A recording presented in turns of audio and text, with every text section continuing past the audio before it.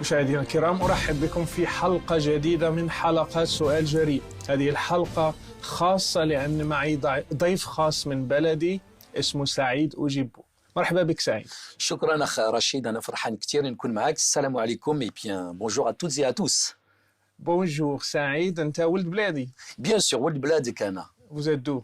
Alors je suis de Kenitra au Maroc, enseignement Port-Lyautey, mais je suis d'origine berbère puisqu'on est originaire du sud du Maroc, le plus beau pays de la planète. Exactement. سعيد، أنت مغربي مسيحي. Bien sûr, je suis marocain et fier de l'être, mais aussi je suis chrétien et fier de l'être. قول لنا كيفاش بدأت؟ Comment les choses ont commencé la première fois? Alors si on parle de mon cheminement spirituel, tout simplement comme beaucoup d'immigrés, donc mon père il a quitté le Maroc pour des raisons économiques, on est arrivé en France. Et quand on est arrivé en France, en fait, mon premier réflexe, à cause un petit peu de l'attitude, de l'environnement, mais aussi de l'atmosphère et puis de l'accueil des Français, ça me faisait vraiment sentir que j'étais immigré, j'étais étranger. Donc l'accueil, non seulement il y avait des conditions climatiques, puisqu'on est arrivé dans une région où il y avait de la neige, où c'était glacial, mais l'accueil des Français était tellement glacial que finalement, j'ai commencé à pratiquer l'islam d'une manière vraiment volontaire. Parce que c'était une manière de protéger mon identité. Quel âge tu Alors moi j'étais tout petit, hein. Je suis arrivé en France à l'âge de 3 ans et demi, mais ma pratique de l'islam elle a commencé à l'âge de 8 ans, assez tôt. C'était à cause de ton père ou bien de la famille et l'environnement? Non, pas du tout. Non, pas du tout. En fait, c'est un réflexe identitaire, c'est une manière de se protéger, une manière aussi d'afficher son identité en fait, son islamité, quelque part on l'affiche parce que finalement on est quelque part en crise identitaire parce que de temps en temps, en fait, on retourne au Maroc, on nous appelle les Blancs, Bidawi, et puis en France, on est les mâles blanchis, il n'y a qu'en Espagne, finalement, qu'on est gris, quoi. Donc, comme on est dans ce déchirement, dans ce dépouillement, dans cette crise identitaire, il y a un véritable dilemme entre deux cultures qui se rencontrent. Et la meilleure manière, je dirais, c'était de pratiquer ma religion, l'islam, que je trouve, pour moi, c'était la plus belle religion. Et tu étais fier d'être musulman? Bien sûr, fier d'être musulman. C'est-à-dire que notre pratique de l'islam, elle se résumait donc à la prière, bien sûr, le vendredi, les 5 prières par jour aussi quotidiennes, mais le moment du Ramadan, c'était le moment le plus important pour nous, où chaque parents étaient là, nous formions un cercle, et puis ensemble, il y avait la rupture du jeûne. C'était un temps extraordinaire en France. L'aspect social. L'aspect social, l'aspect culturel aussi, mais aussi la fête du mouton. Alors, il y avait le mythe du mouton, etc. en France, mais pour nous, c'est vrai que l'Aïd el-Kbir, pour nous, c'était un moment très fort avec la communauté, puisqu'on avait beaucoup de voisins marocains, algériens, etc. C'était vraiment un moment très fort d'être ensemble. Et après Eh bien, ce qui est arrivé en fait, c'est que moi, j'avais pas besoin que mon père me dise « Saïd, va faire ta prière ». Parce que j'aimais Dieu, j'aimais les choses de Dieu. Et quand je faisais la salat, que ça soit Bismillah ar-Rahman ar-Rahim, Qul Huwallahu Ahad, toutes mes prières, etc., c'était des récitations mécaniques par cœur que j'avais apprises. Et en même temps... C'était ton père que t'as appris comment faire les prières et Non, c'est d'abord dans l'école coranique. Quasiment depuis le Maroc.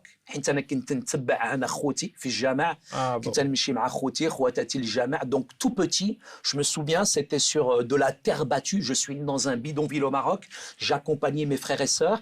Et là, donc, on psalmodiait le Coran. C'est un rituel, c'est quelque chose de mécanique. Ça fait partie intégrante, je dirais, de l'éducation.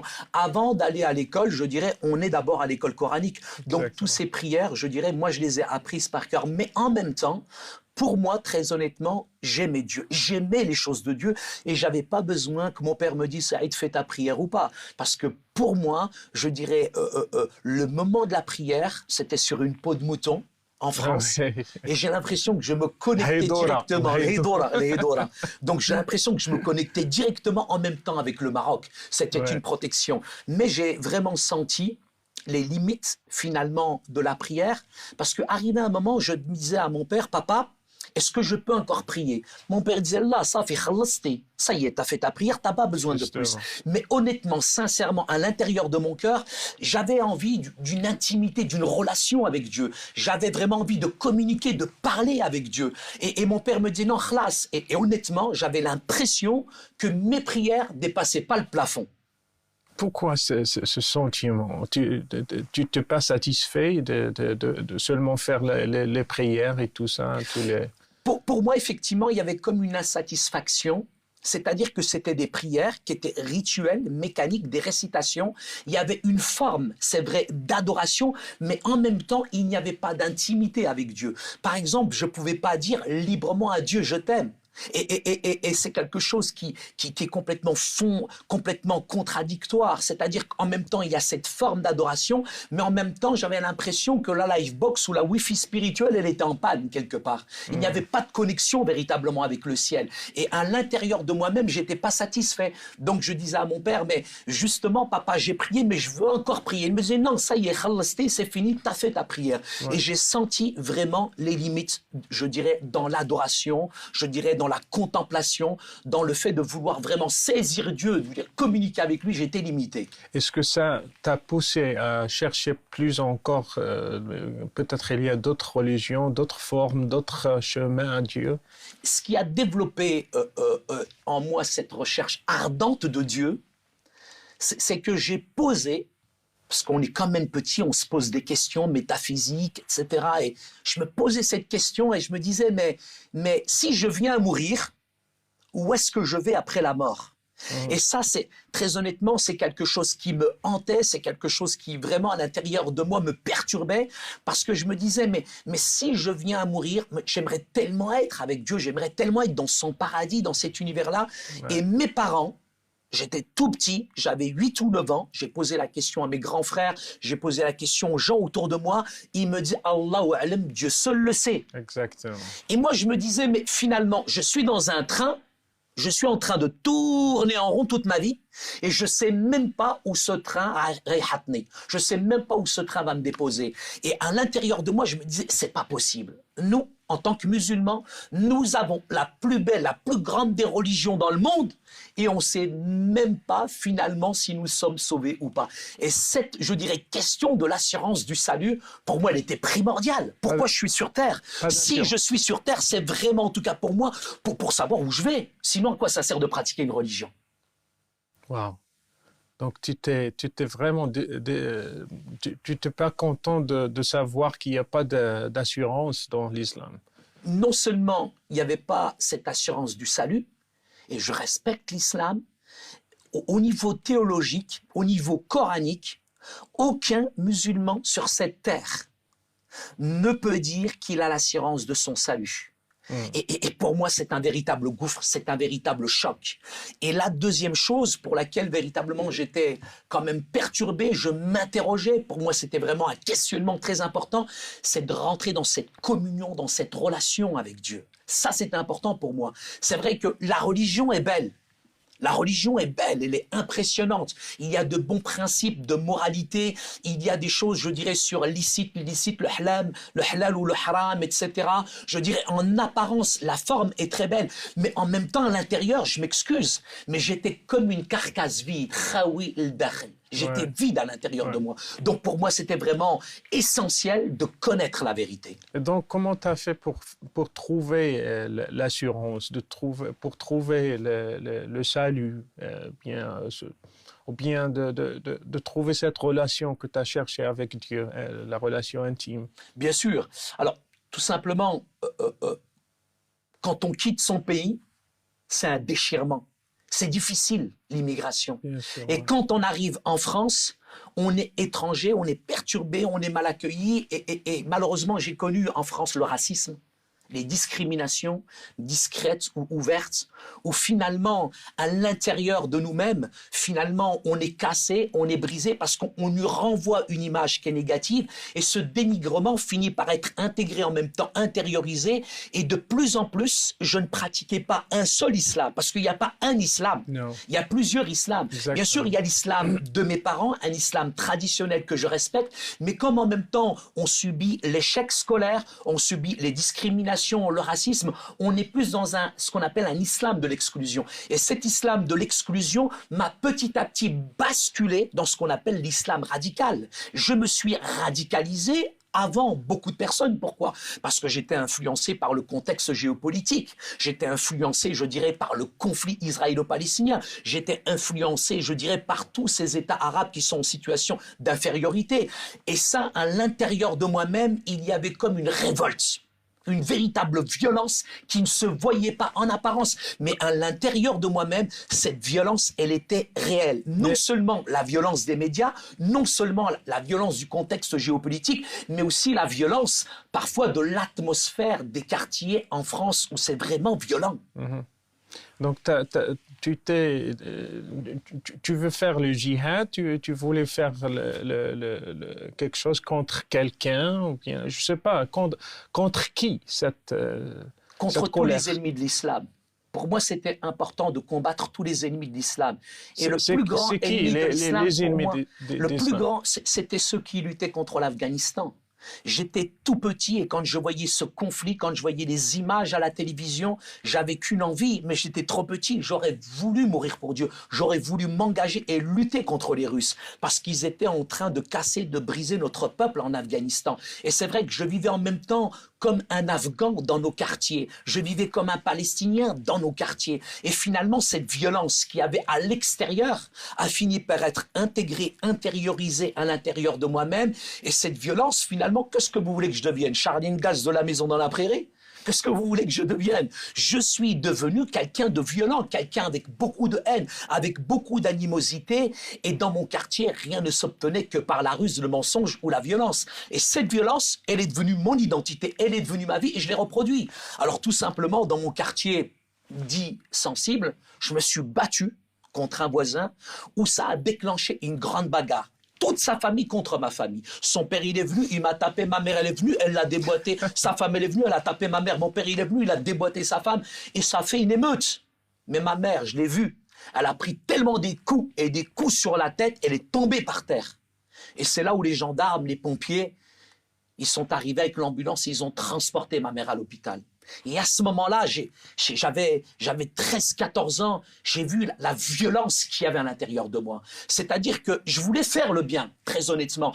Mais c'est comme si le mal, il était collé, il était attaché à moi. De temps en temps, je voulais tendre la main comme ça, mais toujours ça se terminait avec des poings. Et dans mon cœur, j'étais cassé, dans mon cœur, j'étais brisé. Mais quand j'ai vu ma mère par terre, à ce moment-là, j'ai dit, c'est pas possible. Toute ma vie, toute ma vie, je vais être comme ça, je vais être violent.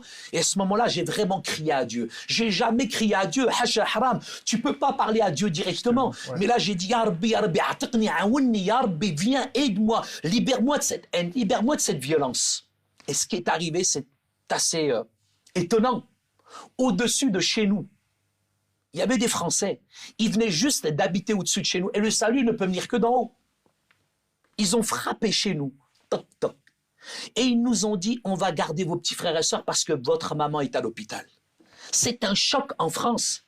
C'est la première fois qu'on voyait des Français venir chez nous des Arabes. Sans préjugés, sans stéréotypes, sans clichés, ils sont venus et ils nous ont dit, voilà, on veut garder vos petits frères et sœurs. Vous savez très bien, frère Rachid, nous sommes d'une culture où on ne sait pas dire non. On leur a dit non. Oui. Et ils ont gardé mes petits frères et sœurs. Et ces Français-là, ils étaient tellement différents des autres. Je me souviens quand ma mère, parce qu'il y a quand même l'aspect culturel qui est là, ma mère, quand elle est sortie de l'hôpital, elle leur a fait un couscous marocain. Un très bon couscous. Et c'est vrai. Et eux nous donnaient des gâteaux au chocolat. Ma mère, elle faisait le bon tagine marocain. L'impression que t'as faim, là, Jihan ou là. Ouais, qu'est-ce que c'est obligé. Qu'est-ce que c'est la fin.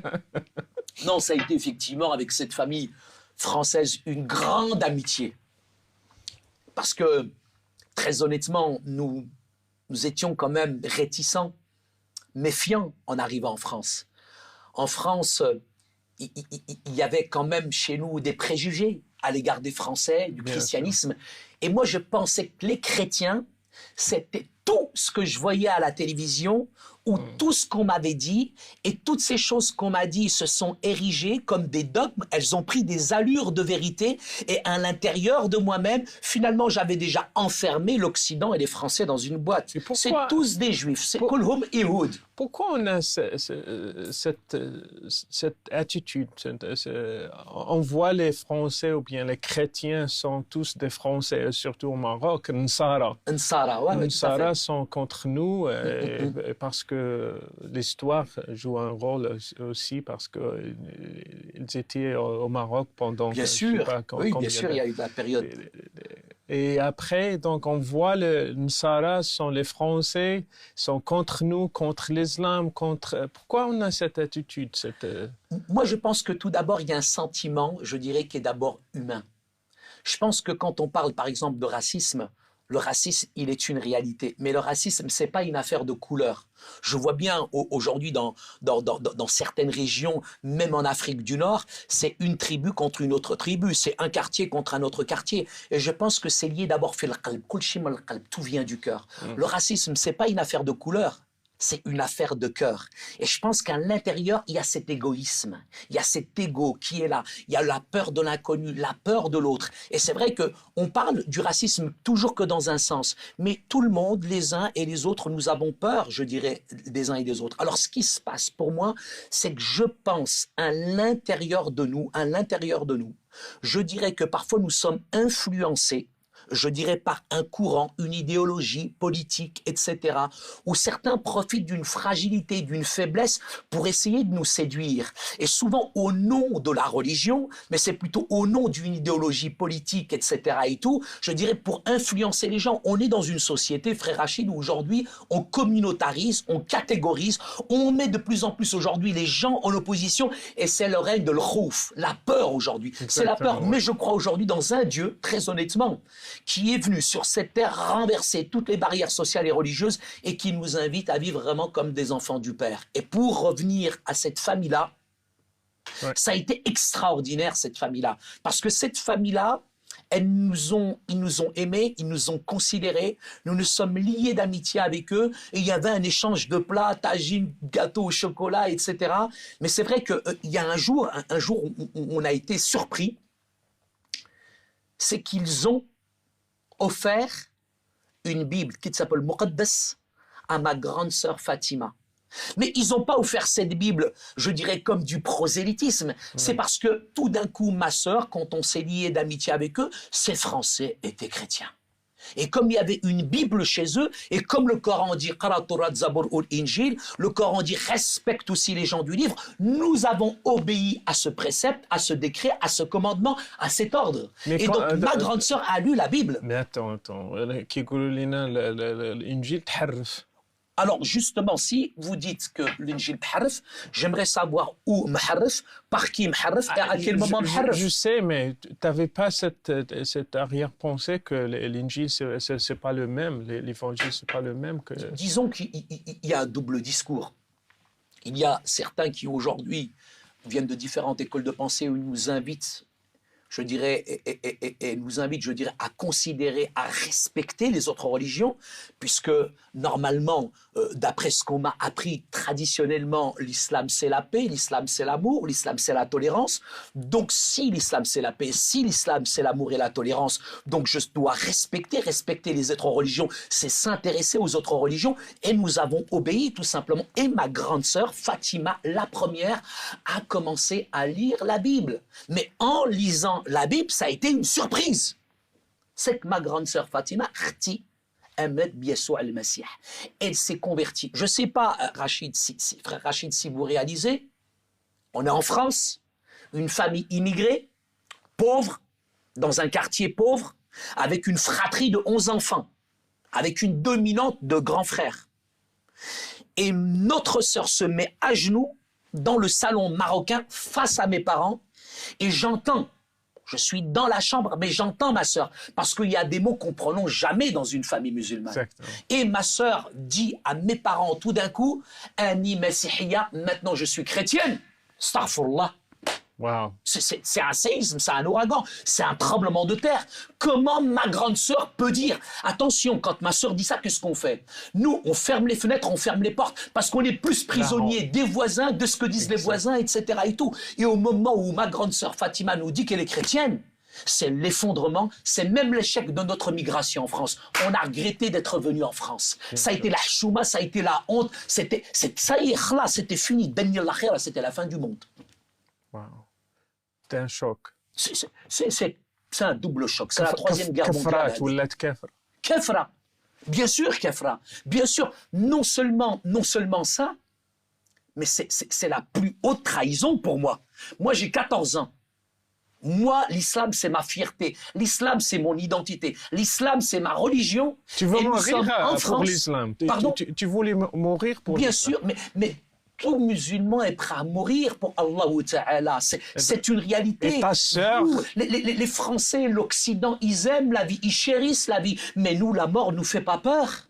Elle fait partie de la vie. Même la mort, c'est le commencement de la vie pour nous, coraniquement. Justement, ouais. Mais à ce moment-là, quand ma grande sœur nous dit ça, mais tout s'effondre. Tout s'effondre. Pour nous, c'est une catastrophe. Choma, on a honte, on est cassé, on est brisé. Mais en même temps, nous, on pense, parce qu'on est en France, que c'est un effet de mode. Parce qu'à l'époque, il faut savoir qu'il y avait beaucoup d'immigrés en France qui étaient dans des situations d'infériorité.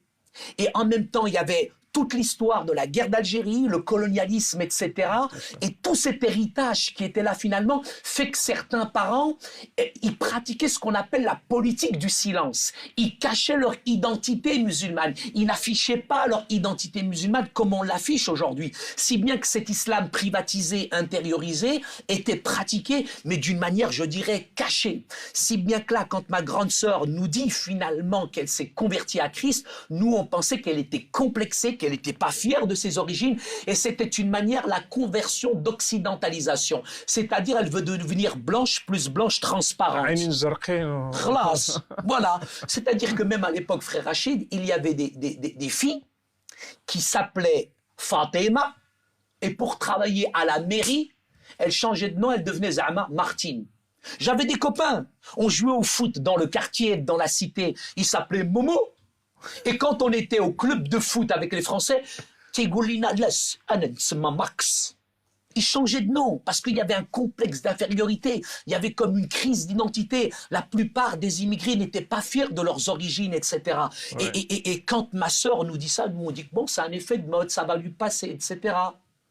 Mais il n'y a rien qui lui passe. Quel âge 18 ans. Ma sœur a 18 ans à ce moment-là. Et ma sœur fait un choix intellectuel, spirituel. Elle n'a pas été séduite. Ces Français, je dirais, qui étaient là, lui ont juste offert un livre. Et elle a lu. Elle a lu le livre. Elle a lu ce livre, Kitab al-Muqaddas. Et quand elle a lu ce livre, elle nous a parlé d'un prophète qui s'appelle Yeshua, Jésus. Et elle nous a dit, il est non seulement un prophète, mais il est plus qu'un prophète, il est le Messie, il est le sauveur du monde. Yeshua al-Masih, Et quand ma sœur nous a dit ça, elle le disait avec une telle force, avec une telle conviction, un musulman ne doute pas de l'existence de Dieu. C'est pas la peine d'aller voir un musulman et lui dire si tu crois en Dieu. Oui, en France. Ouais. En France, il y a un monsieur, je l'ai rencontré, je lui ai dit, monsieur, vous croyez en Dieu? Il m'a dit, je suis athée, Dieu merci. Peut-être ici, en Occident, mais un musulman est fier de son identité. Je crois que c'est dans notre ADN, dès la naissance. Mais quand ma grande sœur nous a partagé en quelque sorte sa foi, comment elle a rencontré Jésus, c'est d'abord une expérience, c'est dans la prière, c'est dans l'adoration, où elle a compris en lisant la Bible que finalement elle était pécheresse. Al-Khatiya, le péché c'est pas voler, mentir, tricher, c'est grave, mais le pire des péchés c'est qu'on a détourné nos regards de Dieu, c'est cette souffrance qu'on inflige directement avec Dieu, c'est cette communion qui s'est brisée avec Dieu. Et quand ma sœur nous a explicité son cheminement spirituel, mais j'ai jamais douté de ma foi. Je ne peux pas douter de ma foi. Mais quand ma grande sœur Fatima nous a dit son expérience, j'ai dit, oh, quelle force, quelle paix, quelle joie elle dégage. Et on était complètement déstabilisés.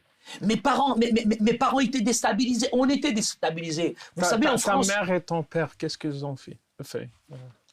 Mon père et ma mère, qu'est-ce que vous voulez qu'ils fassent?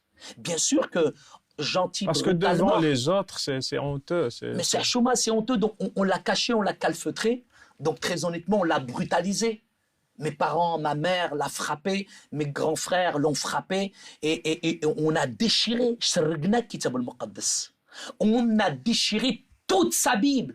Page par page, on a déchiré toute sa Bible, mais on n'a jamais déchiré la foi, l'amour qu'elle avait pour Jésus. Et c'est ça qui était grave, c'était ça qui était perturbant, c'est que malgré les coups, malgré les menaces, malgré qu'on l'empêchait, mais plus on l'empêchait, plus elle aimait Jésus.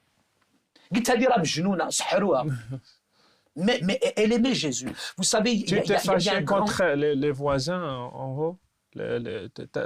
C'est les voisins qui ont causé cette Je pense pas. conversion? Non, ça n'a rien à voir avec les voisins. Ouais, ils ont donné la Bible quand Ils ont même. donné la Bible, mais c'est pas eux, je dirais, le déclenchement de cette conversion. Ce sont pas les voisins. Je pense, moi, comme ma sœur, comme des millions aujourd'hui, c'est que dans le cœur, c'était le désert Sahara. C'était la sécheresse spirituelle. C'était à l'intérieur d'elle, je dirais, comme un brisement. Et ma sœur aspirait à cette relation avec Dieu. Elle aspirait véritablement aussi à l'assurance de son salut. Et quand elle a fait cette expérience-là, c'est vrai que c'est d'abord elle-même qui a choisi. Elle a 18 ans, elle est majeure, elle est vaccinée, j'ai envie de vous dire. Mais en même temps, dans son cœur, elle est consciente du choix qu'elle prend. Parce que c'est pas n'importe quel chemin. C'est, en plus, pour une fille musulmane, c'est pas n'importe quel chemin.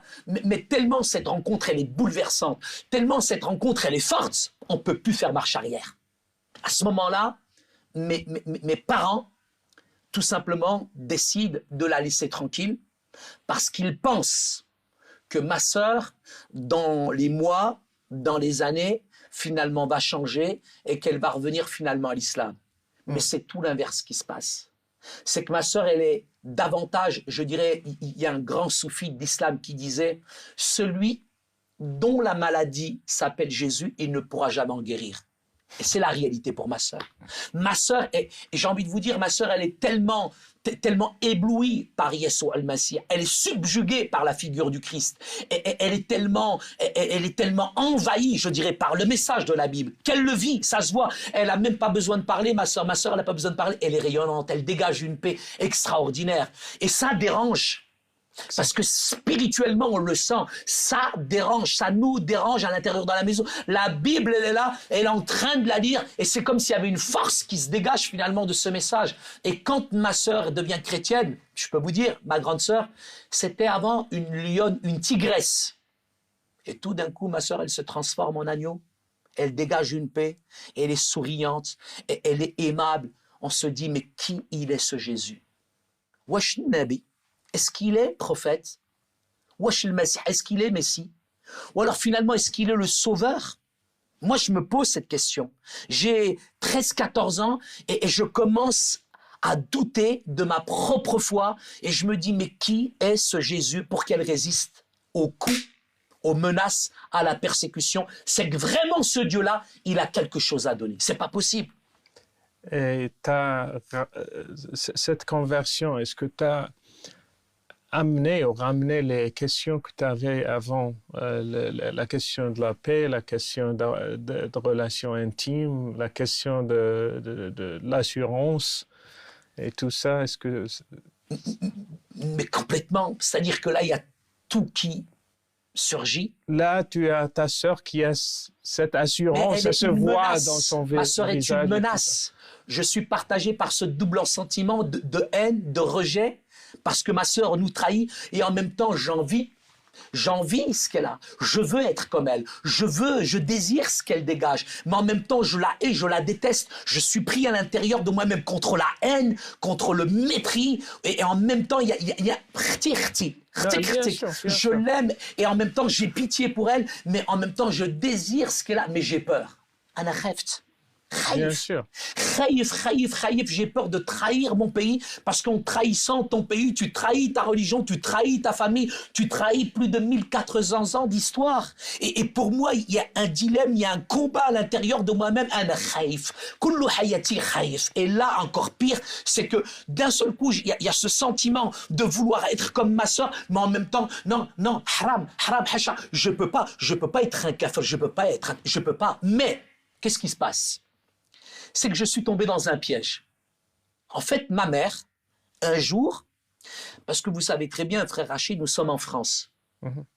Et en France, aujourd'hui, on ne peut plus regarder même la télé en famille, hachak, où il y a des principes de moralité qui n'existent plus. Et nous, en tant que Nord-Africains, venant d'un arrière-plan musulman, bien sûr, il y a, je dirais, une certaine pudeur. Donc, c'est une fille, en France, et le fait que ma sœur parfois même fasse la bise à des Français, mais c'est une honte, c'est la chouma. Donc mes parents, ma mère me missionnait, elle me demande de faire l'espion. Et elle me dit, tu vas suivre ta sœur et tu vas voir اش تتعمل اش تفعل اش تدير.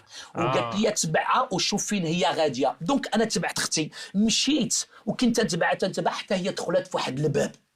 Elle est rentrée dans cette porte et quand elle est rentrée dans cette porte انا تبعتها واحد الحد في الصباح. Et quand je suis rentré دخلت انا في كنيسه. استغفر الله. C'est la première fois, à 14 ans, que je suis rentré dans une église. Bien sûr. فاش دخلت انا في هذه الكنيسه هذه quand je suis rentré dans cette église خديت هذاك الكتاب ديالهم وتخزنت وانا كنت نسكانيهم. J'étais en train de les étudier. شو استغفر الله هاد المسيحيين الكفار. J'étais choqué. J'étais choqué parce que pendant des années on m'a dit les chrétiens ils vont aller en enfer, les chrétiens, ils sont dans l'erreur, les chrétiens, c'est nous qui avons la vérité. Avec le sourire, ils vont aller en enfer. Joyeux, ils vont aller en enfer. انا كنت mais comment انا فاش غادي ندخل لهاد الكنيسه شفتهم اصحابنا عندهم الريزو مع السماء الوفي سبيريتوال خدامه عندهم الاخر تيتكلم مع الرب بحال الا هو هنايا. Il parlait avec Dieu. Alors que c'est ce que je recherchais quand j'étais petit. Il parlait avec Dieu comme si Dieu était là. Il n'y avait pas d'intermédiaire. Il disait simplement des prières. Notre Père, nous t'aimons. Nous te demandons pardon pour nos péchés. Nous t'aimons. كيفاش؟ هو تيتكلم مع الرب وانا شكون انا؟ Frère Rachid, c'est choquant. Quand vous voyez ces chrétiens dans cette église qui s'adressaient à Dieu avec amour, avec respect, je me dis mais c'est pas de l'intimité, c'est de l'impudence. Mais comment eux ils ont du réseau? Moi j'ai pas de réseau. Et j'étais choqué parce que je voyais ces croyants, ces chrétiens, ils se mélangeaient comme de l'eau dans l'eau. Ils ne se critiquaient pas, ils se jugeaient pas. Ils sont soumis, ils sont soumis, ce sont des musulmans, c'est pas possible. هادشي اللي كتقول لي الوالده ممكن هادو هما المسلمين. هادو هما المسلمين صح. لا مي سي فري ما كاينش الحشيك الهضور وكل شيء لو كريتيكي الاخر هذاك لابس هادي دايره هذا. Non, il y avait un amour, une simplicité dans cette église في هذه الكنيسه. Donc tu étais choqué de voir ça. انا choqué. انا pendant des années on m'a menti, on m'a dit que les chrétiens c'est des mangeurs de cochons, c'est des buveurs, c'est des débauchés etc. والشيخ تاسيدي هاد الناس هادو احسن مني. Parce que moi, je vivais avec l'apparence. Eux, ils vivaient avec le cœur. Mais là, quand j'étais dans cette église-là... Tu as fait la comparaison entre tes prières comme un musulman, seulement des rituels, raka', sujud et tout ça. Sûr. Mais eux, ils ont vraiment une relation. Ils parlent à Dieu comme un père. Bien sûr. Notre Mais en même temps, il y a chez moi de la peur, le khouf, de la crainte et de la méfiance. De la méfiance, pourquoi? Parce qu'il y a eu la colonisation. Ah bon? Il y a eu la guerre d'Algérie, il y a eu le prétendoriat, il y a eu toutes ces choses-là qui font que je me méfiais toujours des Français. Gaouri, Nsrani. Et je me disais, Hado, ils sont souriants, ils prient, ils sont heureux. C'est artificiel. Voilà, c'est artificiel. C'est pour mieux pour m'avoir. Moi, c'est des sectes chrétiennes pour mieux m'avaler moi. Déjà là, بتجودو اختي بغاو يدخلوني انا. Donc انا كنت نسكانيهم، انا كنت نشوف فيهم، جيت en train de les étudier. سكانير ديالي مشى في الكنيسه وتيدور. علاش؟ حيت انا خايف. انا frère Rachid, je peux pas me laisser séduire comme ça. On va pas c'est impossible. Un arabe reste un arabe. Tu vas pas me détourner de ma religion parce que ma religion c'est la meilleure. Non, j'étais fier, l'orgueil de ma religion. Donc je pouvais pas me laisser séduire comme ça. Jamais de la vie. Donc qu'est-ce que j'ai fait? La vérité. Quand j'ai vu ma sœur et que tout se passait bien, هربت من الكنيسة. Mais فاش هربت من الكنيسة شدوني شي عزوزات des vieilles dames françaises là هادوك جراو عليا. C'est la première fois qu'elles voyaient un arabe dans une église. وجراو عليا يقول viens ici, il y a le petit marocain.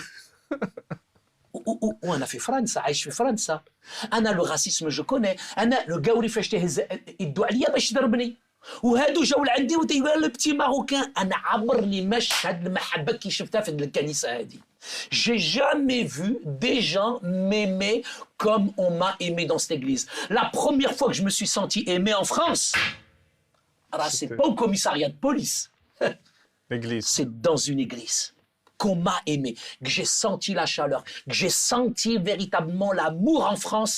C'est nulle part ailleurs dans cette église j'ai senti le vrai amour.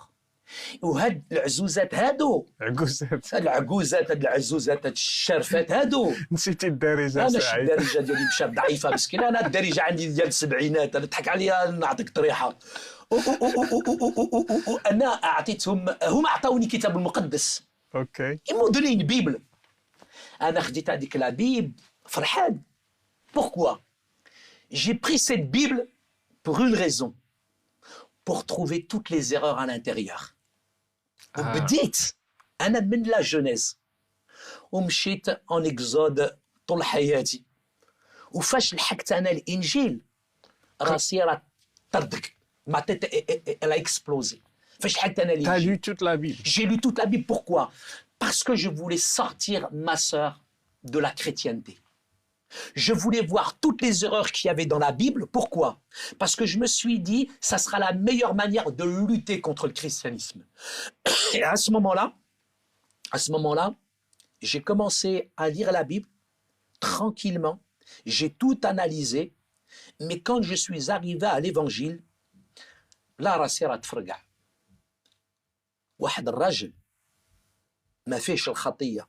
القرآن هو اللي تيقول لي بينما يسوع المسيح il n'a jamais péché, il n'a jamais menti, il n'a jamais triché et il est né من الروح القدس par la puissance du Saint-Esprit. Je connais aujourd'hui sur toute la surface du globe aucun homme, aucun être qui est né ابن مريم بالروح القدس. Aucun homme qui est né par la puissance du Saint-Esprit. C'est impossible. Et en plus cet homme-là, il n'a jamais péché, il n'a jamais menti, il n'a jamais triché. Il y a des hadiths qui nous disent même le péché l'a même pas effleuré. Quand je suis arrivé à la personne de Jésus, j'étais en train d'étudier la Bible en cachette de mes parents. J'ai été frappé par le message de l'Évangile. Quelqu'un qui n'a jamais péché, qui n'a jamais menti et qui en même temps vient prendre mes péchés. ما فهمتش هاد القضية أنا ما فهمتهاش. علاش يسوع المسيح واخد الخطية تاعي. Mais أنا كنت dans un raisonnement intellectuel et en même temps avec une influence, je dirais, de ma religion et de ma conception, je dirais, musulmane du christianisme. Si bien que pour moi, j'avais beaucoup de barrières psychologiques à l'égard du christianisme, où je ne pouvais pas réaliser, comprendre que Dieu envoie Yeshua al-Masih, le Sauveur, sur cette terre, un homme qui n'a jamais péché, jamais triché, jamais menti, et que cet homme-là prenne mes blâmes, prenne mes péchés. Je suis pécheur. Ok, mais je faisais toutes sortes de bonnes actions pour pouvoir atteindre le ciel. Mais le ciel, il m'a atteint. Le ciel, il est venu sur cette terre à travers Jésus. Il fallait un déconditionnement du Saint-Esprit. Il fallait vraiment beaucoup d'humilité, que de la tête ça descend jusqu'au cœur, jusqu'à que je comprenne la grâce elle s'achète pas, la grâce elle se monnaie pas, la grâce on la reçoit par la foi, elle iman. Et moi j'étais dans un raisonnement coranique, intellectuel, dans le blocage psychologique, plus tout le contexte géopolitique, si bien pour moi, tout de suite je pensais que Jésus, de toute façon il est blanc aux yeux bleus, il est là à la Maison Blanche, jusqu'à où je réalise finalement que Jésus, quand j'ai vraiment réalisé qui il était, j'ai été frappé par le message. Le premier message que j'ai été frappé, c'est aimer vos ennemis. Ah ça, on ne le trouve pas dans le Coran. J'ai étudié beaucoup de religions et je les respecte toutes, mais j'ai jamais vu ça ailleurs. Aimez vos ennemis, bénissez ceux qui vous maudissent et même priez pour ceux qui vous maltraitent. Et la Bible, quand elle me disait, Kitab Muqaddas, quand il dit, si on te frappe sur la joue droite, il faut entre là et là, d'abord.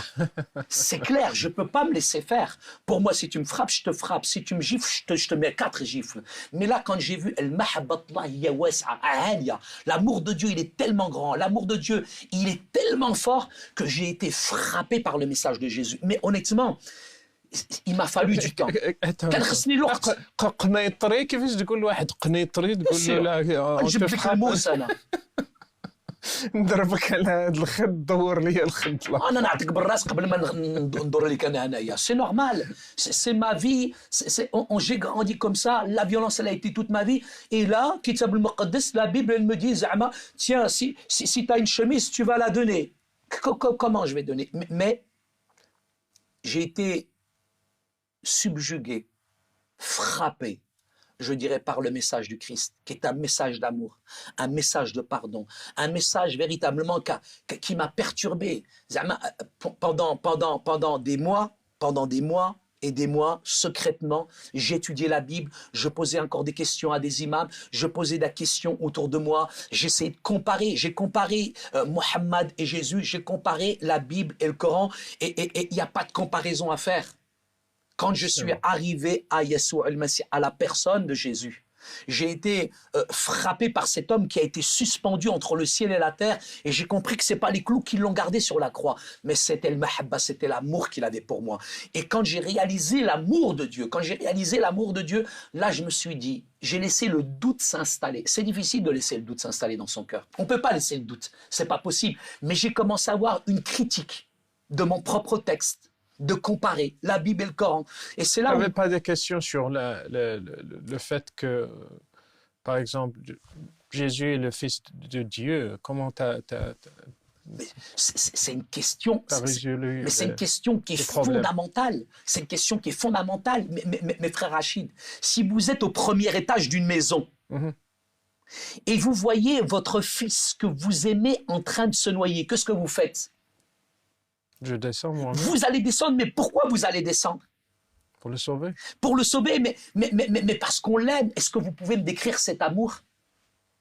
Personne ne peut décrire cet amour. Et là, vous êtes en train de me demander de vous expliquer l'inexplicable. Dieu s'est fait chair. Dieu s'est fait homme. L'amour de Dieu s'est fait chair. Dieu s'est fait homme. La parole, elle s'est fait chair. Elle est venue, elle a habité parmi les hommes. Mais les hommes, ils l'ont pas reçu à cause de quoi? Takabar, à cause de l'orgueil. Bien sûr qu'il est le fils de Dieu. Mais Hasha Haram, il n'est pas le fils de Dieu dans un sens charnel, mais c'est dans un engendrement spirituel.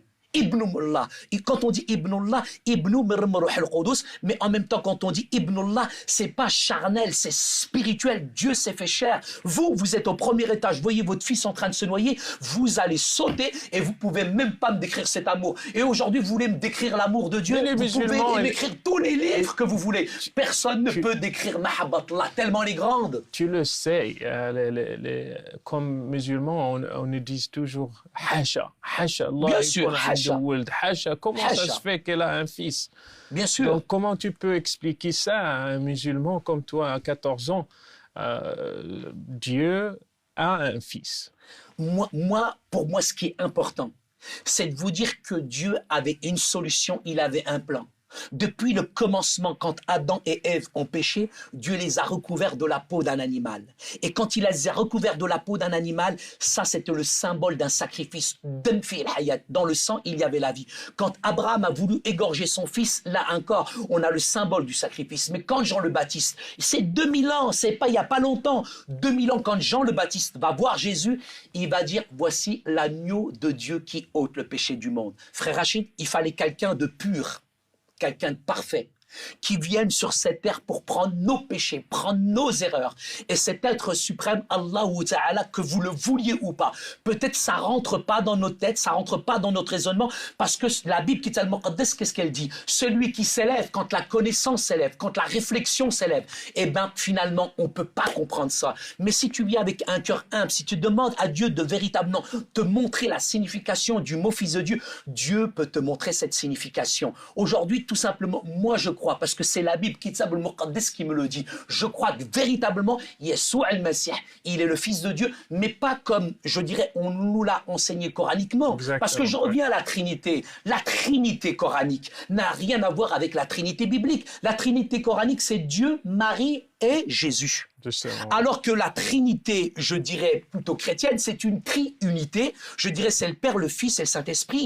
Allah Wahad, Dieu, il est unique. Lam yalid ou lam yulad. Il n'a pas engendré, il n'a pas enfanté. C'est clair, Dieu n'a pas eu de relation, excusez-moi, charnelle avec une femme et lui un fils. C'est un engendrement, c'est un miracle, mu'jiza. Même le Coran corrobore ce que dit la Bible. La Bible qui est venue des siècles et des siècles avant le Coran, ils nous disent que c'est un fait miraculeux. Trouvez-moi un homme aujourd'hui sur cette terre qui est né par l'action du Saint-Esprit. Même Adam, il est né du souffle de Dieu et Meshir Ruh al-Qudus. Ça, c'est une grande différence. Et c'est vrai que ça, ces points-là sont cruciaux sur la question du Fils de Dieu, sur la question de la Bible, qu'elle n'est pas la parole de Dieu, mais plus on fouille, plus on cherche, plus moi j'ai été conforté. Je dirais que Kitab al-Muqaddas wa Kalim Allah.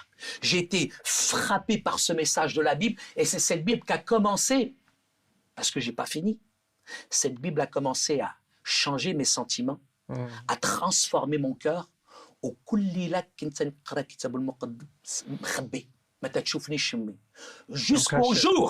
Jusqu'au jour où انا كنت في البيت تنقرا كتاب المقدس والوالده مسكينه راه ما تتقرا لا والو. Elle sait ni lire ni écrire وفتحت الباب وشافني تنقرا كتاب المقدس وقلعاتو ليا.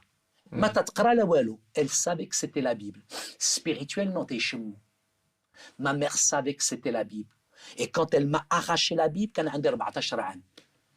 وانا عند الوالدين تنحترمهم. Bien sûr. Donc j'étais chez mes parents, je me dois le respect de mes parents, comme je me dois le respect de l'islam. Et comme j'étais chez mes parents, j'ai continué à pratiquer, bien sûr, la religion, mais tout en ayant une double vie. D'un côté, c'était la drogue, c'était l'alcool, c'était la haine de l'Occident, c'était la haine des Juifs, c'était la haine des Américains, c'était la haine même de moi-même. Et entre 14 et 21 ans, ma vie, c'était une catastrophe. كنت نبيع الحشيش كانوا عندي الفلوس j'allais en boîte de nuit je m'éclatais je m'amusais mais القلب تاعي كان خاوي c'était le vide à l'intérieur de mon cœur et j'ai passé des années les plus difficiles les plus horribles. Et ta sœur a continué d'être chrétienne? Ma sœur continuait d'être chrétienne et ce que je sais aujourd'hui c'est que ma sœur, ils étaient toujours en train de prier pour moi. Toujours, ma sœur priait pour moi. Si bien qu'un jour, dans ma chambre, par hasard, le hasard c'est un train que Dieu prend pour passer incognito. Ma sœur, elle avait caché une Bible à la maison. On a fait Kitab al-Muqaddas par hasard un soir. J'ai min Paris, c'est là où je me ravitaillais avec la drogue. Et je rentre dans ma chambre et dans la bibliothèque, par hasard, c'est là où je cachais la drogue, je trouve la Bible. La première chose, parce que c'est un livre saint. Exactement. Donc j'ai peur. Mais en même temps, je prends cette Bible et je commence à la lire. Et je tombe sur ce passage qui dit dans Ésaïe, les jeunes géants chancellent, mais ceux qui s'attendent à l'éternel, ils renouvellent leur force. Un frère Rachid, là, je ne suis pas le charisme toc-toc, je ne suis même pas de la branche du soufisme. Je ne recherche pas les choses, vous savez, fantastiques, émotionnelles, ou les sensations, les pulsions. Je suis très cartésien, là, je suis devenu français. Comme saint Thomas, je crois, tout ce que je vois, c'est tout. Mais là, en lisant Kitab al-Muqaddas, il y a comme une présence qui est rentrée dans la chambre. Comme une présence où quand j'ai touché ce livre qui est saint, et que j'ai lu la Bible, il y a comme une parole à l'intérieur de moi où je ne suis pas mystique, je ne suis pas un four j'entends, et bien sûr cette voix, elle n'est pas audible, mais cette voix, elle me dit Saïd, je t'aime. Et là, Rachid, je pleure Parce que je vois en quelques secondes ma haine, mon orgueil, mes péchés, la violence. Entre 14 et 21 ans, c'était la bagarre, c'était la violence, c'était le racisme, c'était les discriminations, c'était une double vie. J'avais de l'argent, j'avais des copines, des blondes, des brunes, des rouges, des vertes, mais dans mon cœur, wallo, khlas, j'étais détruit à l'intérieur de moi-même. Et là, tout d'un coup, c'est comme un état de péché. Il y a un film qui passe devant tes yeux, il y a toute ta vie qui passe en quelques secondes. Au tret. Et j'ai vraiment dit à Jésus, Ya Sayyidina Isa, Ya Yassoua al-Masih, Aji a'taqni, aouni. J'étais détruit. Moralement, psychologiquement, intellectuellement, je tenais qu'avec la chiche. Et le jour-là, j'ai bien dormi. Je n'avais pas besoin de fumer la chiche pour dormir. Là, j'ai vraiment bien dormi. Et le lendemain, je me réveille, je vais au lycée. Et quand j'arrive au lycée, malheureusement, donc il y a la police qui est là, la police de la drogue, ce qu'on appelle la police des stupéfiants, puisque je vendais de la drogue dans l'école où j'étais. Et quand la police, elle m'a attrapé, ils m'ont renvoyé de l'école. Et là, quand tu as ton nom dans le journal, tu deviens la chouma, tu deviens la honte de tes parents, de la famille, du quartier. Et j'ai commencé vraiment à demander à Dieu. Moi, j'avais besoin de personne. J'avais peur de personne.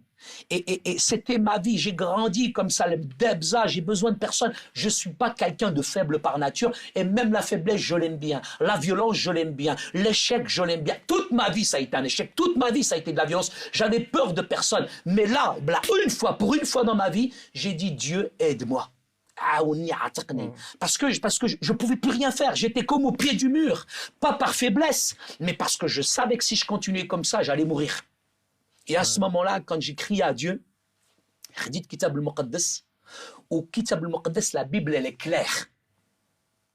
La Bible, elle me disait, celui qui cache al-Khatiyya, celui qui cache ses fautes, il ne prospère point. Mais celui qui les avoue et qui les délaisse, il obtient rahma, il obtient la miséricorde de Dieu.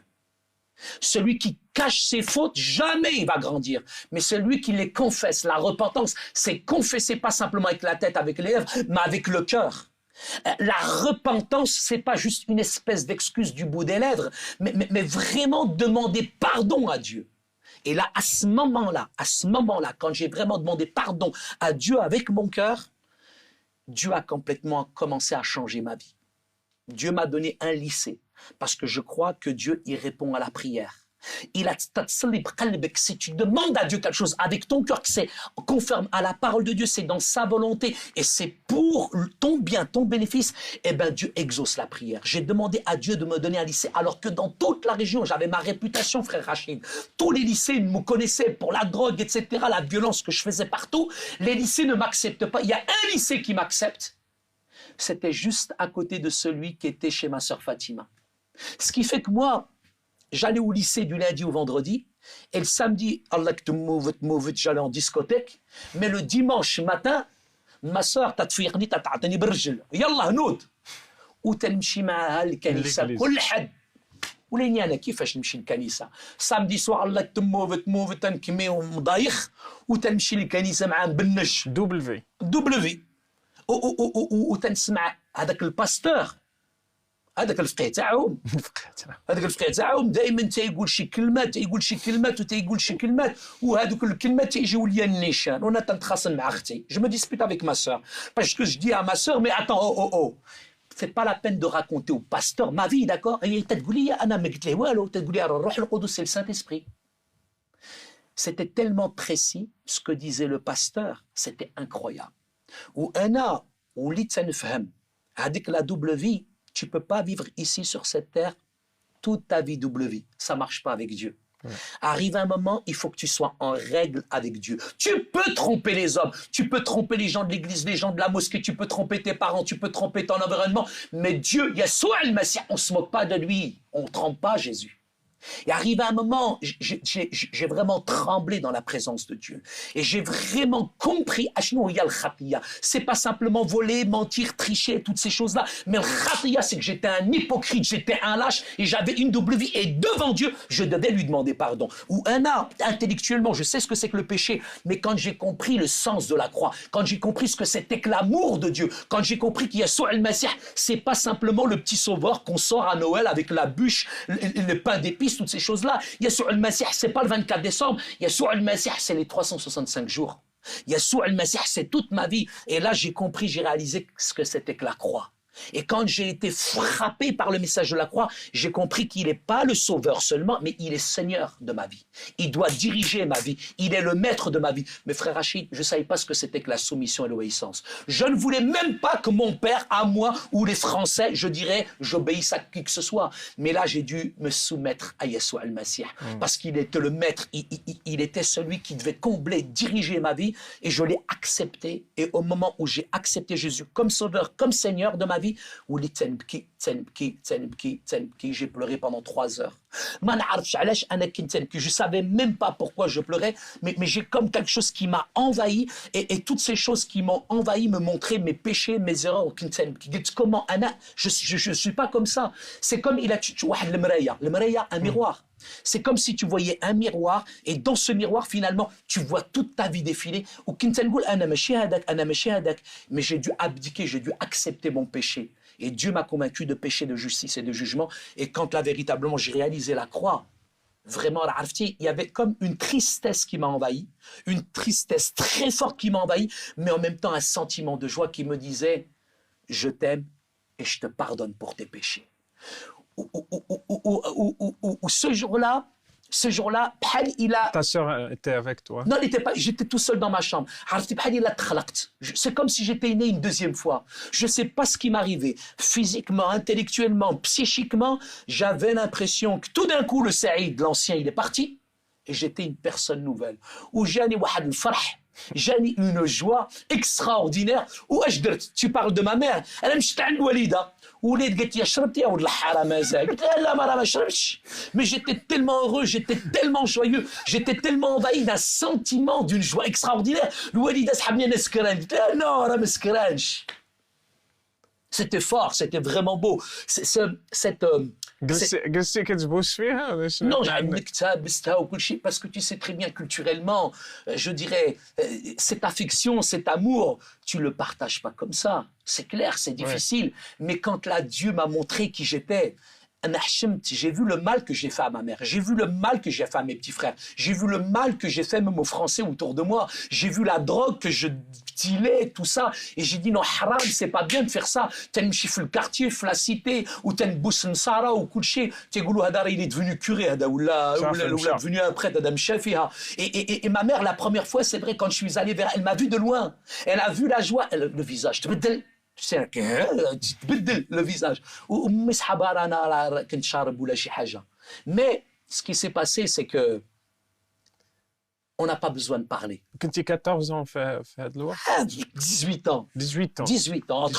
Entre 14 et 18 ans, là, ça a été une catastrophe. Mais mon cheminement spirituel, à 18 ans jusqu'à 21 ans, alors je ne suis pas devenu chrétien. Ce n'est pas un singe à qui on apprend à faire des grimaces. Entre 18 et 21 ans, je ne suis pas devenu français ou là, occidental. J'avais tellement peur, moi, de quitter ma religion. J'ai mis longtemps. J'ai fait beaucoup d'études, j'ai beaucoup recherché entre la Bible et le Coran. J'ai comparé, j'ai voyagé jusqu'à le jour où j'ai fait cette expérience avec Jésus. Mais ce n'est pas fini, frère Rachid. Attention. On n'a pas besoin de parler. Parce que ma mère, je ne peux même pas sortir ma langue. Ma soeur, elle était plus courageuse que moi. أنا ما رضيتش ما قدرتش نقول للوالده أنا راه مسيحي. مي الوالده راه عرفتي الوالدين كي دايرين. الوالده راه حسوا والشمات وما قالت والو. وفارس الناس ديال الجامع جاو. Quand les gens de la mosquée ils ont appris parce que le téléphone arabe il est jamais en panne dans nos cités, dans nos quartiers. هذاك تيخدم هذاك. Bien sûr. قالوا لي راه ولك كافر ولا مسيحي وهي قالت لهم mon fils je préfère le voir comme il est maintenant que comme il était avant سدت لهم الفم. C'est tout. C'est tout. بقى يبيع لا دروغ؟ Bien sûr. Bien sûr, ma mère, elle m'a vu changer, etc. Elle a dit, mon fils, il est devenu nouveau. Et j'avais 21 ans. Et comme j'étais sérieux, ما وليتش تنمشي نشطيح ونضيح في الديسكوتيك وكل شيء دايما في الدار وليت مزيان. قالوا هذا ولا مزيان خصنا نجوجوه. Il voulait me marier. Il voulait me marier. صافي هذاك ولا مزيان ولا رجع الطريق وجي ولا بعقله وكل شيء كان بغاو يجوجوني. انا قلت لهم انا راه ما نجوج مع حتى واحد. Je suis amoureux de Jésus. C'est ma vie, Yeshua al-Masih. C'était toute ma vie. Vraiment, frère Rachid, il y avait quand même mon père, le problème. بلاتي سعيد. واخا خويا. عندنا فاصل. On doit s'arrêter. Ok. عندنا صافي راسي كون معاكم انتم. مشاهدين عندنا لدينا فاصل نتوقف وبعده نعود لإكمال هذه الحلقة الشيقة مع الأخ سعيد أوجيبو.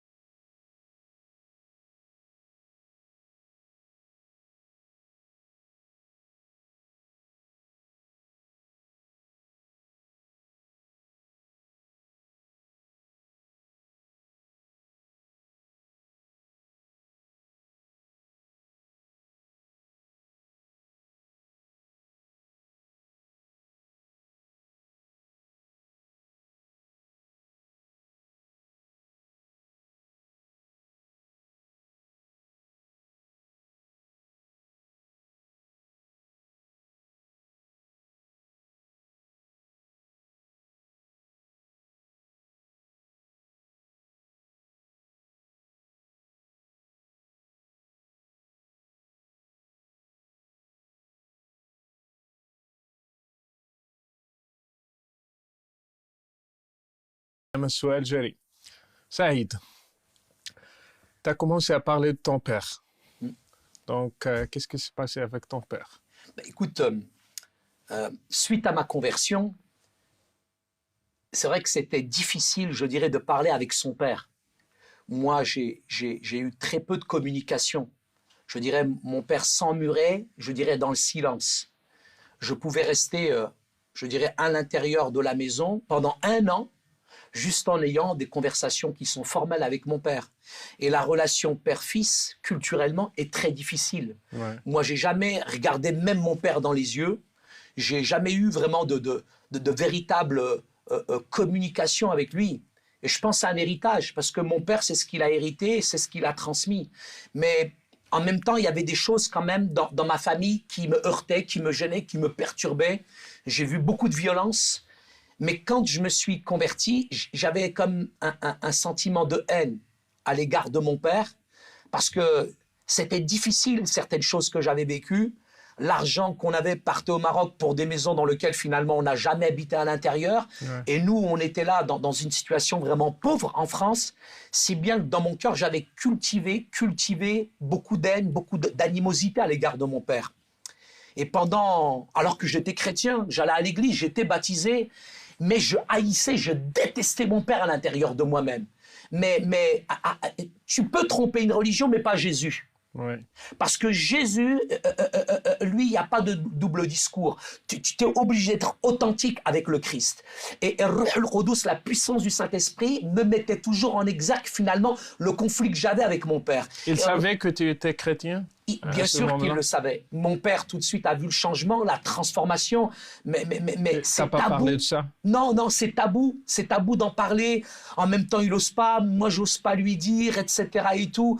Mais il y a des insinuations, etc. Mais il y a en même temps toute cette vie passée qui est terrible dans la débauche et cette transformation qui fait que finalement, voilà, moi, je suis pas quelqu'un qui vole, qui ment, qui trie. J'ai une situation, je travaille. En plus, bon, financièrement, j'aide mes parents. Mon père, il accepte. Mais en même temps, il n'y a pas de communication. C'est comme, je dirais, c'est comme si le téléphone, il était en panne entre nous, quoi. Alors, arrivé un moment, pendant 2 ans, j'ai lutté. Je me dis, mais je vais lui parler, je vais pas lui parler. Même ma langue, elle restait collée au palais parce que j'osais pas dire à mon père que j'étais chrétien. Mais il fallait que je lui dise. Mais il fallait que je lui dise d'autres choses. Donc j'ai commencé par prier et demander à Dieu de me donner la force d'aller parler avec mon père.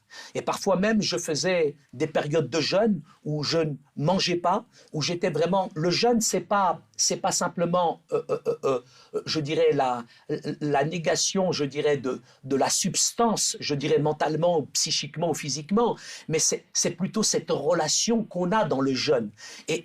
On n'avait pas ça dans l'islam. On n'avait que le ramadan. Le jeûne, c'est le ramadan. C'est être social avec les gens et manger ensemble et tout ça. Moi, le jeûne que je pratique aujourd'hui en tant que chrétien m'amène dans une autre dimension où c'est vraiment un temps de communion, de relation avec Dieu. Je ne suis pas simplement en identification émotionnellement avec tous ceux qui meurent de faim, mais parce qu'on peut être hypocrite avec ces choses-là. C'est peut-être la période où certains mangent le plus, parce qu'aujourd'hui, certains, le ramadan, c'est culturel, c'est commercial. C'est un peu comme le Noël aujourd'hui dans l'Occident. Ouais. Mais moi, dans ce temps de jeûne, il y avait cette intimité, cette relation et cette force que je recevais aussi en même temps. Et j'ai jeûné pendant pas mal de temps et Dieu m'a donné cette force, cette capacité, je dirais, d'aller voir mon père. Et j'ai mis 2 ans. Et quand je suis allé voir mon père, il était sur son lit d'hôpital, gravement malade. Et là, j'ai vraiment crevé l'abcès. J'ai ouvert mon cœur à mon père, et parce qu'on ne peut pas tromper Dieu ni son père. Et je lui ai dit, papa, je te déteste, je te hais. Parce que j'ai vu beaucoup de violence. Que ça soit à mon égard, à l'égard de mon environnement, j'ai vu beaucoup de violence à la maison. Ça m'a marqué psychologiquement, intellectuellement, même ça vous empêche de grandir. Et j'avais toujours les coups, les cris, les sons qui étaient là. Et à l'intérieur de moi-même, je haïssais mon père à l'intérieur. Mais quand Jésus m'a dit, réconcilie-toi avec ton père, c'est dur. Mais je suis allé le voir et je lui ai ouvert mon cœur. Et je dis, papa, je te hais. Je te déteste. Mais aujourd'hui, aujourd'hui, de la même manière que Yahshua al-Masih m'aime, papa, aujourd'hui, je veux t'aimer. Aujourd'hui, de la même manière que Yahshua al-Masih, il m'a pardonné mes péchés. Papa, aujourd'hui, non seulement je te pardonne, mais je te demande pardon aussi pour tout le mal que je t'ai fait. Et moi, personnellement... Et comment il a réagi à ça? Mon père était perturbé. Mon père était bloqué.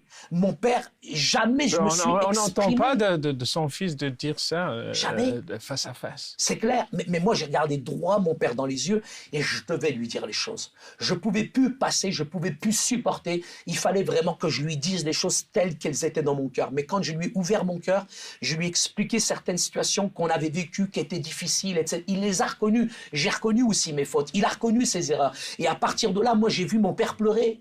Mon père, Zama a dit, j'ai vu mon père pleurer, et j'ai pas profité d'une situation de faiblesse ou quoi que ce soit, mais je lui dis, papa, je connais quelqu'un, un berger, qui a laissé toutes ses brebis pour aller chercher une qui était perdue. Papa, je lui dis, je connais un père, que quand son fils est parti, malgré tout ce qu'il a eu fait de mal, son fils, quand il est revenu, son père, il a couru. Il se jetait dans ses bras et il l'a embrassé. Je dis, papa, Yahshua al-Masih, il peut changer ton cœur, il peut transformer ta vie. Et moi, là, j'ai vu mon père s'effondrer en larmes, et mon père, il me dit, mais comment qu'on fait pour accepter Jésus? Moi, j'ai eu peur.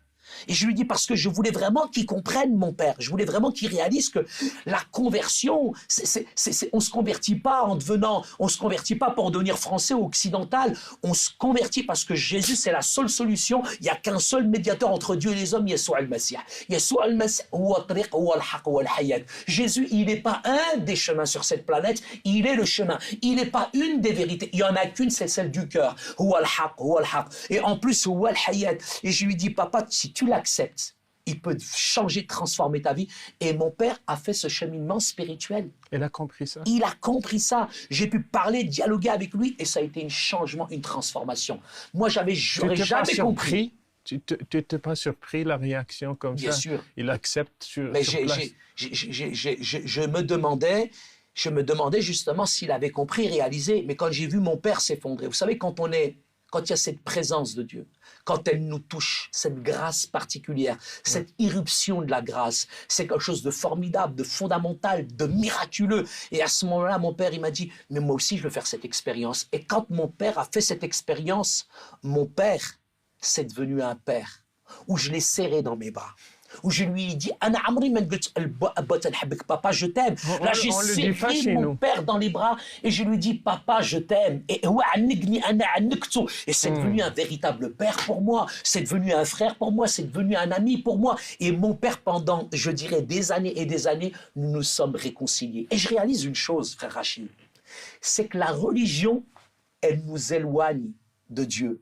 La religion, elle nous éloigne finalement du Père. Mais la relation avec le Christ, elle nous rapproche de nos parents. Elle nous amène dans une dimension qui nous bouleverse, qui nous change, qui nous transforme. Parce que la religion, elle blanchit la surface, mais l'évangile transforme l'intérieur du cœur. La religion, elle prend l'homme aujourd'hui, elle le laisse tel qu'il est. Mais quand il y a soit le Messie, il vient dans un cœur, ce qu'il a commencé, il le termine. La religion n'a rien à voir avec la relation. Aujourd'hui, on peut croire et rester dans ses erreurs. Mais la foi, c'est de vouloir donner une nouvelle dimension spirituelle à sa vie. La foi, c'est pas de l'émotion ou de la sensation, mais la foi, c'est de croire ce qu'il y a dans les pages des Écritures. Au Kitab al-Muqaddas, qu'Allah, il me dit, à celui qui croit, à celui qui le reçoit, il donne le pouvoir, la force, la capacité de devenir enfant de Dieu. C'est pour ça que la croyance et la foi n'ont rien à voir. C'est pour ça que la religion et la foi n'ont rien à voir. La religion et la relation avec Dieu sont diamétralement opposées. Aujourd'hui, pendant des années, je pensais que c'était en faisant toutes sortes d'œuvres que j'allais finalement atteindre le ciel. Finalement, je me suis rendu compte que finalement le ciel m'a atteint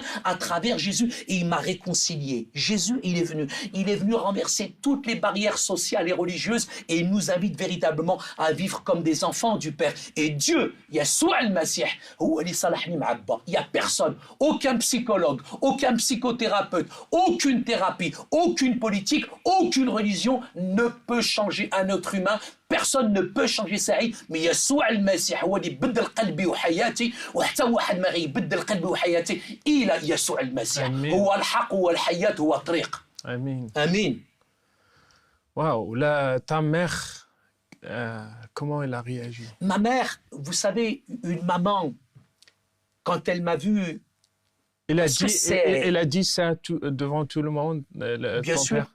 bien sûr, mais une maman reste une maman. Une maman, elle a qu'une envie. Une maman, elle a qu'une envie, c'est arja al-dinak, c'est reviens à ta religion. Et je comprends ma mère. Parce que j'ai vécu la situation de ma sœur. Ma sœur, quand elle-même, elle est devenue chrétienne, j'étais dans les mêmes sentiments que ma mère. Mais parce que le 5e commandement dans la Bible, dans la parole de Dieu, c'est honore ton père et ta mère. Elle est ici. J'aime mes parents, je suis soumis à mes parents, je respecte mes parents. J'ai un héritage culturel que je respecte. J'ai un héritage, je dis religieux, mais je dirais la foi, je l'ai choisi. Je suis aujourd'hui plus dans une religion, mais dans une spiritualité, dans une communion, dans une relation avec Dieu. Si bien que ma mère, je comprends son envie, etc. C'est qu'elle me voit, elle voit très bien qui je suis marié, j'ai des enfants, je suis pas en train de voler, etc. et tout. Mais tout ça fait que ma mère, aujourd'hui, c'est vrai que il y a une déception, mais en même temps, je dirais, il y a aussi le témoignage qui est là. Aujourd'hui, ma vie a été changée, ma vie a été transformée. Et ça, la preuve là, personne ne peut le faire. C'est Mirahadi Mu'ajiza. Il n'y a personne qui peut changer un être humain. Il n'y a personne qui peut transformer même une nation. Il n'y a que Jésus qui peut le faire. Et à partir de là, je peux dire qu'aujourd'hui, très honnêtement, avec ma mère, j'ai des très bonnes relations. Je visite ma mère régulièrement. Je veux dire avec je veux dire avec ton père. Lorsqu'elle a su que ton père est devenu chrétien. Mais à partir de là, c'est clair qu'il n'y avait pas de... c'est tabou. On ne peut pas en parler. Elle voyait le changement, la transformation. Voilà, comme il y a un changement, il y a une transformation. On ne peut pas en parler, on ne peut pas en dialoguer. Et c'est caché, toutes ces choses-là. C'est masqué. Et puis même, je dirais, le fait qu'il y ait ce cheminement spirituel de la part de mon père, c'est clair que je sais que quand un de mes grands frères l'a appris, mais lui s'est vraiment mis en colère, quoi. Parce que c'est la pire des choses, je dirais, qui arrive dans une famille. Mais moi, c'est pas moi qui l'ai déclenché. Ça, c'est Dieu. Dieu appelle qui il veut, il choisit qui il veut. Mahabbatullah, elle est pour tout le monde aujourd'hui. Et moi, ma prière, c'est que vraiment, je souhaite que chacun fasse cette expérience-là. Pas l'expérience de l'occidentalisation du christianisme. Si on suit aujourd'hui le christianisme pour devenir chrétien, on se plante. Mais c'est suivre le Christ, celui qui a été le modèle. Yeshua al-Masih huwa khubz al-hayat. Yeshua al-Masih huwa nur al-alam. هو الحق وتعطينا الحق، هو الحياة ويعطيك الحياة، هو النور ويضويك، هو السلام وتعطيك السلام. Il est la vie. Il est la vie. Et cette expérience-là, je trouve qu'aujourd'hui, c'est égoïste. À chaque personne qui rencontre le Christ, qui viennent d'un arrière-plan musulman ou pas, pourquoi ils ne la partagent pas? À cause de la persécution, Kitab al-Muqaddas Kalamullah, il est clair. Nous serons persécutés à cause de notre justice. Et la justice, elle dit tout simplement que finalement, c'est dire la vérité. Et dire la vérité, c'est simplement vivre sa foi d'une manière authentique. J'aime aujourd'hui et je respecte toutes les religions. Pour moi, l'islam, c'est une belle religion. Mais à quoi ça sert aujourd'hui une religion si elle ne m'amène pas dans une relation, une communion avec Dieu et qu'elle me donne l'assurance de mon salut? Aujourd'hui, je le dis sans orgueil, je le dis avec beaucoup de simplicité, avec beaucoup de respect, avec beaucoup d'amour. Aujourd'hui, j'ai vraiment une intimité, une relation avec Dieu qui est extraordinaire. Je sais où je vais. Aujourd'hui, on accepte on accepte que des Français adhèrent à l'islam. On accepte que des gens, je dirais, adhèrent à l'islam. Si l'islam, c'est l'amour, si l'islam, c'est la paix, si l'islam, c'est la tolérance, pourquoi aujourd'hui on n'accepterait pas qu'un tout petit arabe comme moi, tout petit comme ça, deviennent chrétiens? Est-ce que je suis dangereux? Pourquoi il n'y a pas cette réciprocité? Il faut que nos frères, nos amis musulmans acceptent aujourd'hui qu'il y ait une véritable réforme aujourd'hui dans l'islam pour accepter aujourd'hui qu'on fasse aussi ce cheminement spirituel. Je ne suis pas en rupture avec mon groupe d'appartenance, ma culture. Je n'ai pas trahi mon pays pour une tranche de jambon. Je mange toujours du couscous avec mes 3 doigts. Ma culture, elle est là et je suis fier de ma culture. Mais en même temps, ce cheminement spirituel est important. Il faut accepter aujourd'hui que des personnes venant d'un arrière-plan arabo-musulman peut-être soient agnostiques, soit peut-être athées. Et il faut accepter aussi que quelqu'un qui vient d'un arrière-plan arabo-musulman, avec toute la culture arabo-musulmane, choisisse une nouvelle forme de spiritualité. Et cette spiritualité-là, franchement, pour moi, je crois qu'il y en a beaucoup qui l'expérimentent, mais on a peur de le dire. On a peur de le dire. On accepte le chemin inverse, mais l'autre dans l'inverse, on ne l'accepte pas. Saïd, pourquoi on a... chez nous, on voit la conversion, se convertir au christianisme, c'est comme un synonyme de la trahison. Parce que pour moi, c'est clair, il y a quand même des textes coraniques qui affirment bien qu'un musulman ne peut pas changer de religion. Aujourd'hui, juste avoir une critique enfin tout ce qu'on appelle la critique historico-critique, un petit peu des textes, etc., c'est presque être un kafir, c'est être, oh là là, on va te menacer de fitna, comment tu oses faire ça, etc. et tout. Je pense qu'il y a un message aujourd'hui qu'il faut contextualiser. Ça, c'est important. Et je pense qu'il y a de grands théologiens aujourd'hui musulmans dans le monde qui sont prêts, je dirais, à faire une certaine réforme aussi. Au jour d'aujourd'hui, il est intéressant de voir que ce sont non seulement des centaines, mais des milliers de musulmans qui se convertissent. Pourquoi? Excusez-moi, mais je suis fatigué avec certains personnes qui sont malhonnêtes, des détracteurs, qui vous disent « Ouais, mais Hadar, il s'est converti pour des papiers, il s'est converti pour de l'argent, mais celui-là, il n'a jamais été musulman. » Mais tous ces gens-là, ils n'osent pas s'avouer une vérité. Ils n'osent pas s'avouer c'est une vérité. C'est que finalement, ça les blesse, ça les heurte, ça les dérange aujourd'hui, oui, qu'il y ait des musulmans qui deviennent chrétiens. On est très fiers et on met en exergue quand un Français devient un musulman, tout le monde applaudit des deux mains.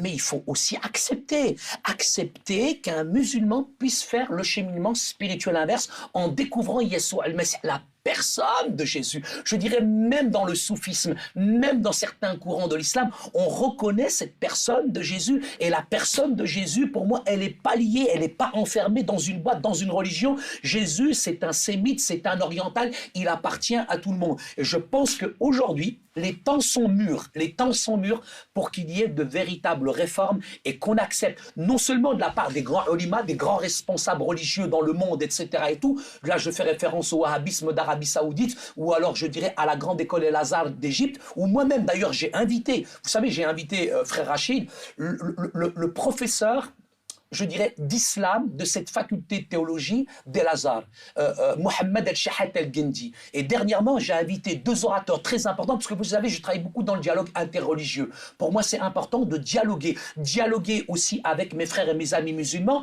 c'est un dialogue engagé, une conversation engagée dans le sens où je ne dis pas là maintenant dans ce dialogue que tout est beau, tout est rose, mais justement, je me mets d'accord dans ce dialogue sur les choses sur lesquelles on ne sera jamais d'accord. À partir de là, on se met d'accord. C'est ça le vrai dialogue. C'est parler avec nos différences sans nier qu'il y a des choses avec lesquelles on ne sera jamais d'accord. Et à partir de là, finalement, on peut faire un chemin, je dirais, ensemble. On va peut-être évoluer. Et moi, je suis optimiste parce que je pense que vraiment, il y a aujourd'hui dans le monde vraiment une réforme, un courant de pensée, un changement qui se fait et de plus en plus de musulmans se convertissent, non pas pour des papiers, non pas pour une blonde aux yeux bleus, non pas pour de l'argent, parce que Yeshua al-Masih, il est la vie et qu'il nous donne véritablement cette liberté, cette communion avec lui. On a dit sur un journal marocain, Express, Oui, on a écrit un article sur toi, oui, j'étais fier, j'étais content. Saïd Oujibou, qui a vendu sa religion, qui était achetée par de l'argent et c'est tout. Comment tu peux répondre à ces accusations? Je dirais à ce monsieur, tout d'abord, que je lui pardonne et que je l'aime et que je prie pour lui, que je le bénis. Si cet homme avait expérimenté Jésus, seul un sourire de Jésus peut éclairer toute sa vie. S'il savait qui était Jésus, il n'aurait jamais osé parler comme ça de Jésus, parce que Jésus, il a une grande place dans le Coran. On le respecte aussi. Et ce que je veux dire, c'est qu'aujourd'hui, on pense que moi, j'ai été acheté avec de l'argent, mais avec l'argent, tu peux acheter des médicaments, mais pas la santé. La santé, avec de l'argent, on peut acheter un lit, mais tu n'auras jamais le repos. Mais le seul repos que j'ai trouvé, c'est en Jésus-Christ. Avec l'argent, tu peux aller dans la meilleure discothèque, tu peux fumer le meilleur joint, mais tu reviendras toujours à la réalité. Jésus, c'est plus que de l'argent. Yeshua al-Masih, il est la vie. Et ce que j'ai choisi, ça se paye pas, ça se monnaie pas, ça s'achète pas, ça s'accepte tout simplement dans la joie et par la foi. Jésus, il a dit, celui qui vient frapper à la porte, je lui ouvrirai la porte et je lui donnerai gratuitement de l'eau à boire. Le salut, il est gratuit. Chez nous, il s'achète pas, il se monnaie pas, on le mérite pas. Pourquoi on le mérite pas? Parce que tout simplement, il y a plus cette notion, je dirais, de bakshish en arrivant au ciel. Ça n'existe pas, ça, je dirais, dans le Christ. Avec Jésus, il n'y a pas du tout de séduction ou quoi que ce soit. Avec Jésus, nous sommes dans une dimension véritablement qui est complètement autre que celle que la religion nous présente aujourd'hui. Tes frères, vous êtes 11. Oui, on est une grande famille. Donc, tes frères et tes sœurs, les autres, à part Fatima. Oui, moi j'ai une trop bonne relation avec la plupart de mes frères et sœurs. Et effectivement, puisque à la conversion, comme nous sommes devenus chrétiens, le contexte, nous sommes en France. Donc, il y a certains membres de ma famille qui sont devenus beaucoup plus musulmans qu'avant, en fait. Avant, ils n'étaient pas vraiment musulmans. Et même dans mon entourage, mes amis. Mais quand finalement on se convertit, il y a l'effet inverse qui se crée. Finalement, ils deviennent même musulmans plus que musulmans. Ils redécouvrent finalement l'islam. Donc, ce qui fait qu'il y a une séparation. C'est clair, net. Il n'y a plus aucune relation avec certains membres de ma famille. Ça, c'est clair. Mais Kitab al-Muqaddas Kalamullah nous le dit.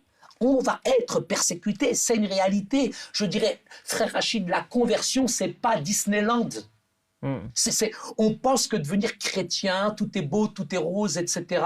Mais même Yeshua al-Masih a été persécuté. Si on a persécuté Jésus, mais vous vous attendez à quoi? C'est clair qu'on est persécuté, mais la persécution, elle n'est pas simplement physique. Je préfère encore prendre un coup plutôt qu'on m'ignore pendant des années et des années. La pire des persécutions, vous savez, frère Rachid, elle est où? C'est où? Elle est en Occident. Elle est en France. Elle est dans l'Occident. La pire des persécutions, c'est la persécution de l'abondance, qui est insidieuse. Elle est sournoise. Elle vient et elle endort les chrétiens, parce qu'on est dans le matérialisme, on est dans le confort, on est dans la génération Nutella et McDonald's, où aujourd'hui vous avez des chrétiens qui sont de plus en plus enfermés dans des fauteuils en cuir, 3 couches de cuir, et cette persécution, je dirais, c'est celle de l'abondance qui nous endort. Mais quand on est réellement persécuté, Au contraire, ça nous réveille, ça nous stimule et on sait à qui on appartient aujourd'hui. Jésus nous dit, malheur à vous quand on dira du bien de vous. Il faut faire attention aussi. Maintenant, est-ce que ma vie, quand j'ai signé mon contrat avec Jésus, est-ce qu'elle est en conforme avec la réalité du message de l'Évangile? Parce que le message de l'Évangile, frère Rachid, c'est un message qui dérange. Si dans notre vie spirituelle, nous ne sommes pas, je dirais, le chrétien, il ressemble pas au monde. Le chrétien, il est à l'inverse du monde. Et aujourd'hui, dans certaines prises de position, je dirais, qu'elles soient politiques, sociales et culturelles, je dirais quand je me prononce sur des choix de vie, sur certaines problématiques aujourd'hui dans la société, c'est clair qu'on est persécuté. Je dirais, aujourd'hui, dans le monde dans lequel on vit, on sera automatiquement persécuté, mais si dans le contrat que nous avons signé avec le Christ, on n'est pas persécuté, je me pose vraiment des questions. Je ne suis pas en train de dire, ne me faites pas dire ce que je n'ai pas dit. Je ne vous dis pas que si vous n'êtes pas persécuté, c'est parce que vous n'êtes pas des chrétiens. Il n'y a rien d'intrinsèquement bon, je dirais, dans la persécution. Mais quand même, si vraiment nous avons adhéré à Christ, si nous avons compris qui est le message de l'Évangile, automatiquement, on va être en porte-à-faux avec la mentalité et tout ce qui est en train de gouverner ce monde aujourd'hui. La persécution, elle ne vient pas simplement de telle ou de telle religion, mais la persécution, elle est dans le quotidien aujourd'hui. Quelle est ma prise de position face aujourd'hui à certaines idéologies qui sont en train de proliférer dans le monde aujourd'hui? On a parlé de toi comme un prophète pour les Marocains. Que Dieu me garde, ça. En France. Et lorsque j'ai lu l'article « Saïd, le prophète pour les Marocains », quelle est ta mission maintenant pour les musulmans, ou bien pour les Marocains, les immigrés, les Algériens, les Tunisiens, tous les Nord-Africains? Bien sûr, ma mission, elle est toute simple. Elle se résume, je dirais, en 2 commandements qui sont les plus grands. Quand j'ai expérimenté la puissance de Jésus, Jésus m'a donné 2 commandements. Tu aimeras le Seigneur ton Dieu de tout ton cœur, de toute ton âme, de toute ta force, mais aussi avec toute ton intelligence, et tu aimeras ton prochain comme toi-même. Problème Rachid, avant d'aimer son prochain, il faut s'aimer soi-même. Ça a été notre problème. On est cassé, on est brisé à l'intérieur. Il y a un travail de guérison, d'assainissement. Il faut que le médecin divin, c'est lui le vrai médecin, c'est lui le grand psychologue. Il est obligé de nous réparer, de nous construire, de nous fortifier. C'est seulement là qu'on peut aimer notre prochain. Et le 2e plus grand commandement, c'est aimer vos ennemis, bénissez ceux qui vous maudissent et faites du bien à ceux qui vous maltraitent. Mais pour moi, ma mission, elle n'est pas spécifique à une population. Je suis en France, j'aime les Français, j'aime, je dirais, les immigrés qui sont là. En France, vous retrouvez des Africains, vous retrouvez des Entiers, vous retrouvez des Nord-Africains. Moi, quand je rencontre quelqu'un, je dirais, je suis dans une atmosphère d'amour, de paix, de tolérance. Quand on me demande, mais Saïd, pourquoi tu t'es converti? Je témoigne à des Français comme je peux témoigner à des Nord-Africains, à des Africains comme à des Entiers. Mais quand on vient de me demander, mais Saïd, mais c'est quoi ton cheminement spirituel? Je partage ma foi dans une atmosphère d'amour et de liberté. Mais je ne suis pas là pour violer psychologiquement les gens ou alors pour essayer de les manipuler, je dirais, psychiquement pour profiter de leur faiblesse. Moi, je ne fais pas partie de certaines sectes, je dirais, dans d'autres religions qui sont en train de séduire ou comme ça. L'évangile, l'évangile d'abord, c'est quelque chose qui se partage avec amour, avec joie, mais dans une atmosphère de liberté. Et seul le Christ est capable de toucher les cœurs. Quelle est ma mission? Je dirais ma mission, c'est de rendre tout d'abord heureux mon épouse et mes enfants, de prendre d'abord soin de ma famille, de pouvoir, je dirais, les éduquer, leur donner le meilleur de moi-même. C'est de pouvoir aussi prendre soin aussi de mes parents et de ma famille qui est dans mon entourage. Et c'est de respecter le pays dans lequel Dieu m'a mis, qui s'appelle la France. Et j'aime la France et j'aime ce pays. Et je crois qu'il y a de grandes valeurs ici en France qui sont judo et chrétiennes que je dois aussi, je dirais, respecter. Mais ma mission aujourd'hui, c'est vrai que je suis consultant en prévention urbaine, ça c'est mon métier, je travaille dans différents quartiers sensibles en France, mais j'ai une autre casquette, c'est vrai que je suis pasteur. Je suis pasteur de l'église protestante en France. Ça, c'est un pasteur marocain. Pasteur d'origine. Et pourquoi pas?